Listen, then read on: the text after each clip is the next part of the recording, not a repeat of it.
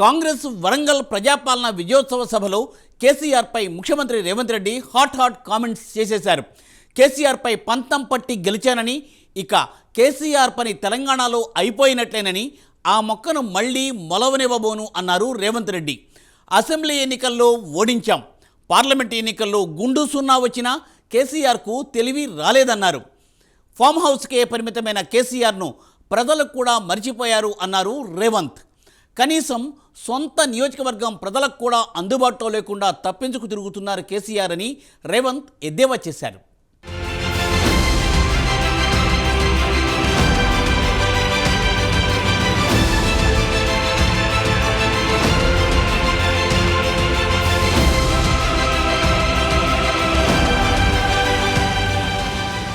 Telangana CM Revanth Reddy మాజీ ముఖ్యమంత్రి కేసీఆర్ పై మరోసారి తీవ్రస్థాయిలో విరుచుకుపడ్డారు. కేసీఆర్ ను ఓడిస్తానని చెప్పి మరీ ఓడించారని, పార్లమెంట్ ఎన్నికల్లో ఒక్క సీటు కూడా దక్కకుండా చేస్తానని చెప్పి మరీ గుండు సున్నా తెప్పించానని అన్నారు. కేసీఆర్ అనే మొక్కను తెలంగాణ గడ్డపై మళ్లీ మొలకెత్తబోనివ్వనని ప్రకటించారు. కేసీఆర్ కాస్కో మా కార్యకర్తల పౌరుషమా, నీ కుట్రలు కుతంత్రాలా తేల్చుకుందామని సవాల్ చేశారు. మంగళవారం హనుమకొండలోని ఆర్ట్స్ కాలేజీ మైదానంలో జరిగిన ప్రజాపాలన విజయోత్సవ సభలో సీఎం రేవంత్ రెడ్డి కేసీఆర్ కు గట్టి వార్నింగ్ ఇచ్చారు.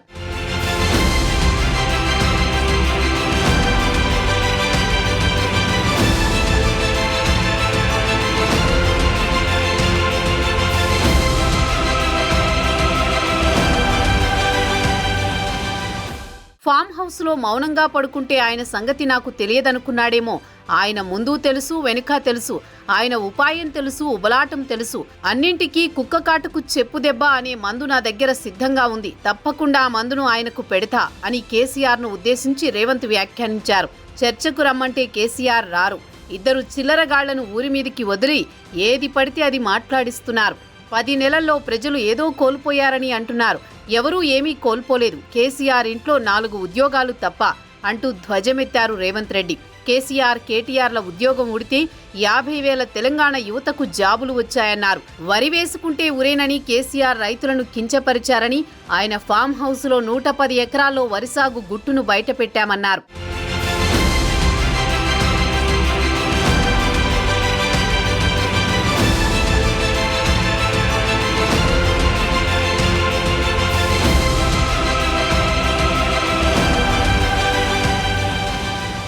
ప్రస్తుతం తెలంగాణలో 66 లక్షల ఎకరాల్లో కోటి 53 లక్షల మెట్రిక్ టన్నుల ధాన్యాన్ని పండిస్తోందన్నారు సీఎం రేవంత్. స్వాతంత్ర్యం వచ్చినప్పటి నుంచి ఉమ్మడి రాష్ట్రంలో ఏనాడు ఇంత పంట రాలేదన్నారాయన.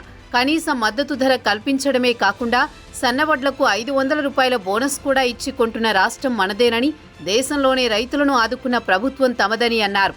23 లక్షల రైతు కుటుంబాలకు 18,000 కోట్ల రుణమాఫీ చేశామని చెప్పారు. ఇంకా కొంతమంది రైతులకు రుణమాఫీ కావాల్సి ఉందని, ఖాతాల్లో తప్పులు సరిచేసుకుంటే అందరికీ రుణమాఫీ చేసే బాధ్యత తనదని సీఎం రేవంత్ హామీ ఇచ్చారు.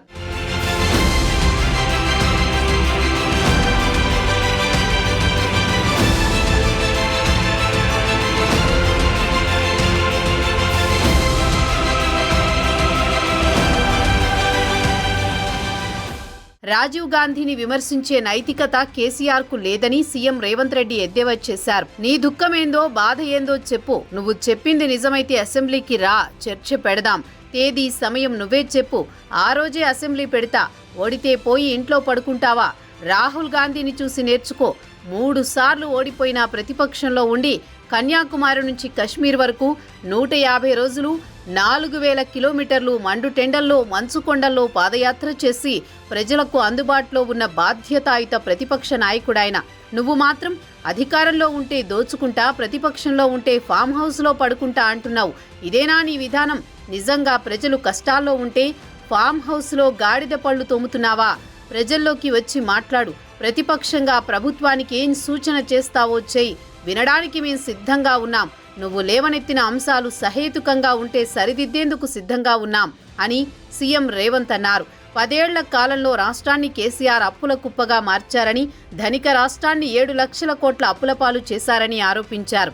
రాష్ట్రానికి ప్రతి నెలా వస్తున్న ఆదాయం 18,000 కోట్లు అని తెలిపారు.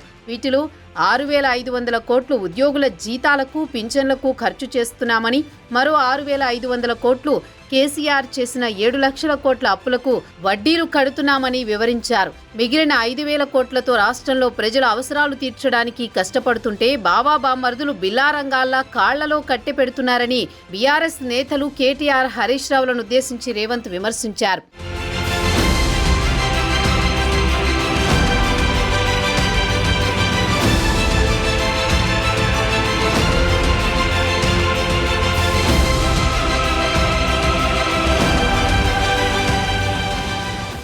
ఎవరో ఇస్తే సీఎం కుర్చీలోకి రాలేదు, నిన్ను తొక్కుకుంటూ వచ్చానని, మీరు మద్యాన్ని ప్రోత్సహిస్తే మేము మహిళా సంక్షేమానికి కృషి చేస్తున్నామని కేసీఆర్ను ఉద్దేశించి అన్నారు సీఎం రేవంత్ రెడ్డి. హైదరాబాద్తో పోటీ పడేలా వరంగల్ను అభివృద్ధి చేసేందుకు తెలంగాణలో కాంగ్రెస్ ప్రభుత్వం కృషి చేస్తోందని సీఎం రేవంత్ రెడ్డి అన్నారు. మొత్తానికి వరంగల్ ప్రజాపాలన విజయోత్సవ సభలో రేవంత్ రెడ్డి కేసీఆర్ లక్ష్యంగా తన వాగ్బాణాలను సంధించారు. కేసీఆర్ మాట్లాడేది మంచి అయితే, ప్రజలకు మేలు చేసేది అయితే ఆచరించి అమల్లో పెడతామన్నారు సీఎం రేవంత్ రెడ్డి. కేసీఆర్ పై రేవంత్ వ్యాఖ్యలు విన్న తర్వాత కేసీఆర్ స్పందన ఎలా ఉండబోతోంది?